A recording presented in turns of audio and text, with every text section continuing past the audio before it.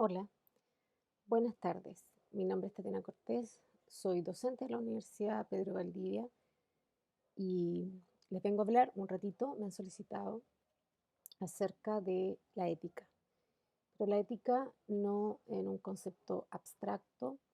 sino que la ética, ¿no es cierto?, aplicada a la elaboración de la prueba procesal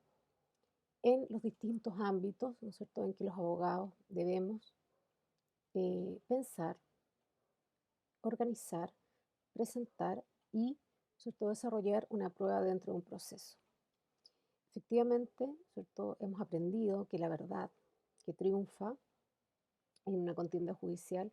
es aquella verdad procesal que logra ser suficientemente fundamentada con una prueba que es, ¿cierto?, apreciada por el tribunal. Pero ¿cuál es el papel, cuál es la labor que tiene el abogado, ¿cierto?, en la recopilación de la prueba y en su presentación al tribunal y en su posterior desarrollo? Evidentemente que existe un papel técnico, ¿no es cierto?, de conocimiento duro, de saber cuáles son las herramientas, cuáles son la mejor dentro de la gama, ¿cierto?, de posibilidades que nos otorga nuestro código, cuáles son aquellas pruebas que son más idóneas y más pertinentes en un momento para, ¿cierto?, poder sustentar nuestro caso. Pero no solamente debemos referirnos al aspecto técnico con respecto a la prueba, sino que también al aspecto ético. En nuestra legislación no hay expresamente una norma, ¿no es cierto?, que nos obligue o que nos decante acerca de cómo debemos aterrizar este concepto de la ética a, ¿no es cierto?, la elaboración y la presentación de la prueba. Y es así que solamente, ¿no es cierto?, encontramos aquellos principios, ¿no es cierto?, que, eh, como el principio de la buena fe, ¿no es cierto?, el principio procesal, ¿no es cierto?, de realizar actuaciones, ¿no es cierto?, que no sean maliciosas, que no sean temerarias, y no incurrir, ¿no es cierto?, en conductas que estén prohibidas. Y encontramos, en ese sentido, un decálogo de normas donde evidentemente se nos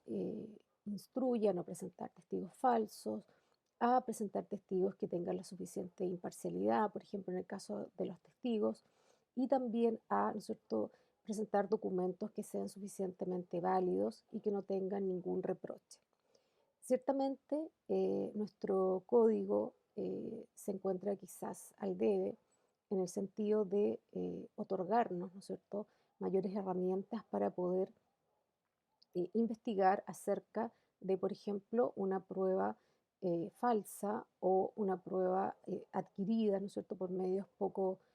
idóneos o poco correctos y que hayan sido presentados por nuestra contraparte, por ejemplo. No obstante ello, debemos siempre tener presente, y aun cuando los conceptos de este gran tema de la ética en la elaboración y la presentación de la prueba quizás exceden por mucho, ¿no es cierto?, a lo que yo les pueda transmitir a través de estos pequeños y estos cortos minutos. Lo que sí, eh, ¿no es cierto?, debo señalar que no obstante la supervigilancia, ¿no es cierto?, y la superioridad disciplinaria que ejerce sobre los abogados el Colegio de Abogados con respecto, ¿no es cierto?, a las denuncias que pudieran ser particulares por malas prácticas de abogados en sus procesos, esto no alcanza a todos. No alcanza a todos porque claramente, ¿no es cierto?, ustedes lo saben, la participación en estos colegios profesionales dejó de ser obligatoria y es netamente voluntaria. Y hay muchos abogados que están al margen de este colegio gremial y por lo tanto al margen, ¿no es cierto?, de los procedimientos disciplinarios que pudiera instaurarse a través del colegio de abogados de nuestro país. Pero no obstante ello y de igual manera, debemos señalar que la conducta de no solo de los abogados, sino que también de las partes, debe estar eh, trazada por un código de ética. Un código de ética, una norma, ¿no es cierto?, que debe subrayar todas nuestras actuaciones, ¿ya? Es decir, debemos, tanto en la recopilación de la prueba como en su organización, en su presentación y en su desarrollo en el tribunal, estar férreamente, ¿no es cierto?, abrazados a los conceptos de corrección, a los conceptos de veracidad, a los conceptos de buena fe, a los conceptos de que la prueba que vamos a presentar al tribunal es fidedigna y es una prueba que ha sido recogida por todos los medios lícitos que la ley, ¿no es cierto?, nos señala. La prueba también que es aportada por las partes debe necesariamente pasar por ese filtro. Nosotros debemos hacer ese filtro. No podemos entregarle necesariamente a las partes, ¿cierto?, que no tienen el conocimiento legal ni tienen el conocimiento normativo, ¿no es cierto?, solo la responsabilidad de aportarnos la prueba y nosotros aportarlas a un proceso y después, ¿no es cierto?, justificarnos diciendo, bueno, es la prueba que me aportó el cliente. Debemos hacer un examen minucioso, debemos considerar cuál es el origen de la prueba, cómo se obtuvo esa prueba, de qué manera y evidentemente comprobar que todas las credenciales legales, ¿no es cierto?, se cumplen en el aspecto de los documentos y por supuesto también en cuanto, por ejemplo, a no presentar testigos inhábiles ni testigos que representen, ¿no es cierto?, y que nosotros sepamos que están inhabilitados, ya sea por amistad o por enemistad o por alguna otra causal. Debemos ser férreos en esa defensa, aun cuando eso implique sacrificar, ¿no es cierto?, una prueba un poco más contundente. La prueba, ¿no es cierto?, en el proceso penal, evidentemente tiene que tener un filtro eh, que debe hacer primeramente, ¿no es cierto?, el apoderado de la parte y posteriormente esta prueba, ¿no es cierto?, es presentada al tribunal que tiene además un examen. Pero hay los procesos civiles, ciertamente las partes presentan las pruebas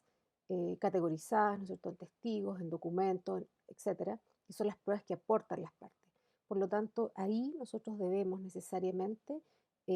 acotar este filtro y hacer este examen previo y debe existir en nosotros como profesionales del derecho, ¿no es cierto?, capacitados, eh, capacitados justamente para comprender las figuras y los procedimientos contenidos en la ley y las figuras y los propósitos, ¿no es cierto?, el propósito que la ley ha tenido para establecer justamente la regularización de la prueba y como profesionales del derecho capacitado debemos aplicar todos los conceptos para aportar, ¿no es cierto?, a la prueba, una prueba al tribunal para el cabal conocimiento y entendimiento de los hechos en el tribunal, teniendo más allá en vista, más allá de, obtener una sentencia favorable, sino que obtener una sentencia favorable, ¿no es cierto?, que resista cualquier examen,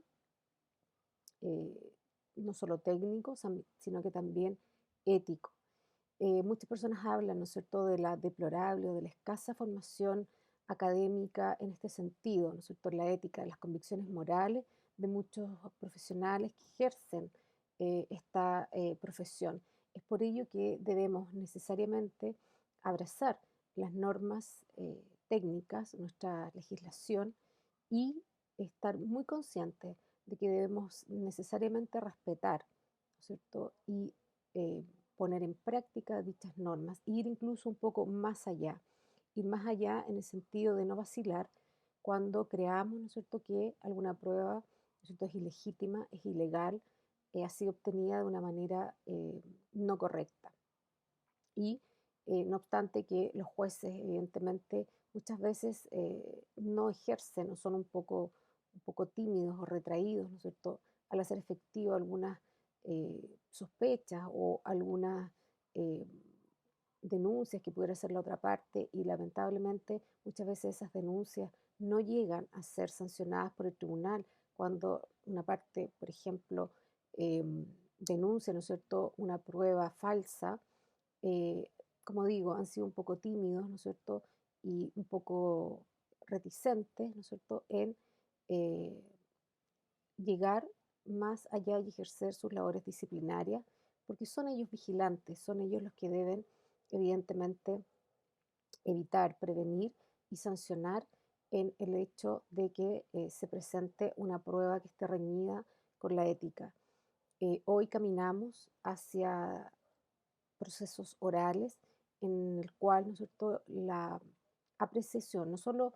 rendimos la prueba, ¿no es cierto?, en procedimientos orales, sino que se aprecia también ahí, tenemos la oportunidad de que la contraparte, ¿no es cierto?, también eh, analice esa prueba, la examine y la refute si es posible.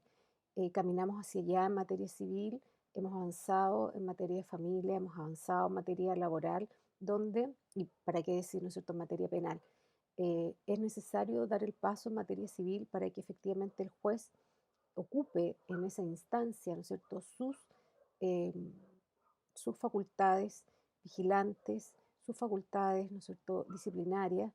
ante cualquier atisbo de cualquier prueba que haya sido ya sea obtenida o esté siendo presentada y esta haya sido obtenida y sea reñida con los valores éticos más fundamentales que deben, ¿cierto?, alumbrar el desarrollo de nuestra profesión. Por lo tanto, esperamos, ¿cierto?, que todos nuestros estudiantes, que todos aquellos que están por abrazar, ¿no es cierto?, esta hermosa profesión, tengan en cuenta que no se trata solo de ganar, sino que también de cómo se gana. Y en ese sentido, toda la prueba que nosotros vamos a presentar para que sea cotejada por el tribunal debe tener estándares éticos absolutamente intachables, no solo, ¿cierto?, en su obtención, sino que también en la presentación y que sea, evidentemente, a prueba de cualquier examen, no solo del juez que debe por derecho propio, ¿no es cierto?, supervigilar estas circunstancias, sino que también de la contraparte. Así que, eh, lamentablemente, por el escaso tiempo, es poco lo que podemos profundizar, pero los llamo, indudablemente, a eh, aplicar y hacer carne, ¿no es cierto?, todos los principios de corrección, de buena fe, de intachabilidad, de veracidad,